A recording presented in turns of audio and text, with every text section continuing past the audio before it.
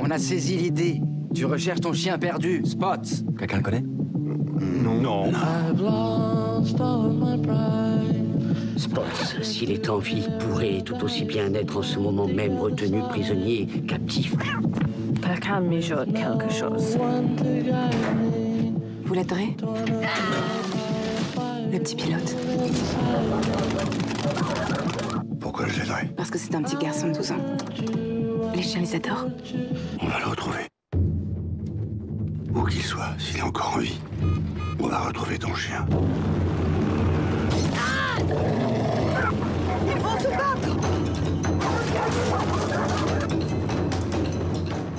Bonsoir Nicolas. Bonsoir Mohamed. Je vous demandais où se trouve l'île aux chiens, vous m'avez répondu, je ne la trouverai jamais sur une carte. C'est donc né de l'imagination du cinéaste américain Wes Anderson. Oui, Wes Anderson qui est une référence mondiale dans le cinéma d'animation.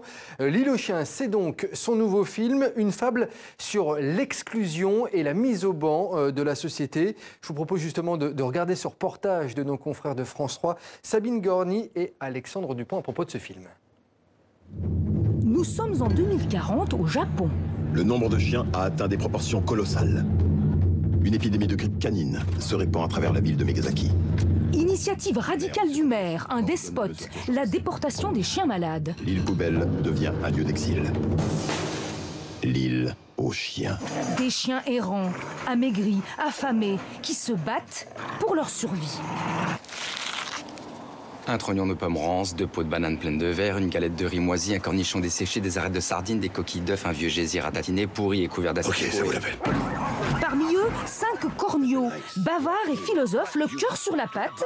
Ils vont aider un jeune garçon à retrouver son chien dans ce gigantesque dépotoir. Tu recherches ton chien perdu, Spots. Quelqu'un le connaît? Non. Au doublage, des voix françaises avec un sacré pédigré, toutes sensibles au message politique de cette fable. Donc on peut réfléchir aujourd'hui, en effet, à comment les humains sont considérés, notamment les étrangers. Et on les balance dans les déchets, on s'en débarrasse. Pourquoi je l'aiderais? Parce que c'est un petit garçon de 12 ans. Et si on croit dur comme fer à ces chiens beaux-parleurs, c'est grâce à la stop motion.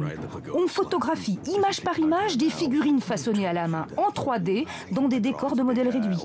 Les propres chiens des 70 animateurs ont servi de modèle. Mon labrador a servi de référence pour les expressions. J'ai observé sa façon de bouger les oreilles, de cligner les yeux pour demander quelque chose. Et on s'en est servi dans le film. Poésie, fantaisie, c'est bien la patte d'un cinéaste surdoué, Wes Anderson, qui a poussé l'humour jusqu'à inviter à Londres les chiens bien élevés à venir voir le film avec leur maître. Voilà, un film très étonnant et superbement réalisé avec un message très fort. Je vous invite à aller le voir. Sachez qu'en tout cas, il a fallu 3 ans de travail, Mohamed, pour animer les 1000 marionnettes qu'on a vues et qu'on utilise dans ce film. Wes Anderson qui signe donc L'île aux chiens, c'est actuellement dans les salles. Et Nicolas, ça y est, on connaît la programmation de la 52e édition du Montreux Jazz Festival en Suisse. Dites-nous tout. Ça y est, effectivement, et on découvre l'affiche signée par l'artiste suisse Christian Marclay. Cette année encore, du beau monde sur scène, beaucoup de rock avec Iggy Pop, Deep Purple, Alice Cooper ou encore Queens of the Stone Age.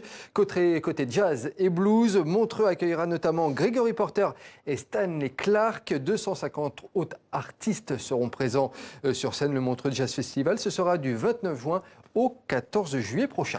Autre événement musical très attendu, en Côte d'Ivoire, cette fois lancement de la 11e édition du FEMUA à Abidjan, donc ce mardi, Nicolas. Ça commence aujourd'hui, effectivement. Le FEMUA, c'est le Festival des musiques urbaines d'Anounabo, lancé par le groupe Magic System il y a donc 11 ans désormais. C'est jusque ce dimanche. 6 jours de rendez-vous festifs et culturels dans différents lieux de la ville. À l'affiche de cette 11e édition, une quinzaine d'artistes, dont les Français Soprano et Debensi, le Congolais Pascal Lukwakonza, ou encore les Ivoiriens Dogbe Gnaoré et Luxon Pado. Voilà pour cette belle affiche de cette 11e édition, Mohamed. On va bien danser alors. On va bien danser, prochainement, Nicolas. Merci à vous, c'était demandé.